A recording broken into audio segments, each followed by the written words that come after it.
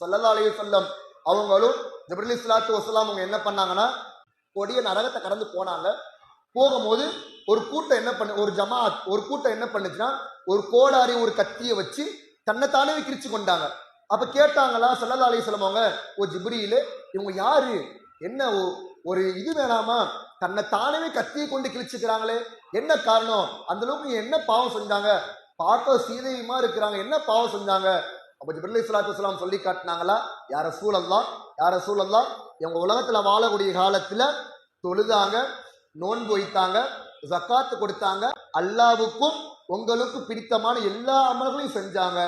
ஒரே ஒரு விஷயத்துல மட்டும் கோட்டை விட்டாங்க. அது என்ன விஷயம்னா, அவர்களுடைய நாவை பேணி பாதுகாக்கல. நாவை பேணி பாதுகாக்காததின் காரணமாக அவர்களுடைய தங்கும் இடத்தை அல்லாஹ் நரகமாக மாற்றினான் என்பதாக ஸல்லல்லாஹு அலைஹி வஸல்லம் அவங்ககிட்ட சொல்லி காட்டினாங்க.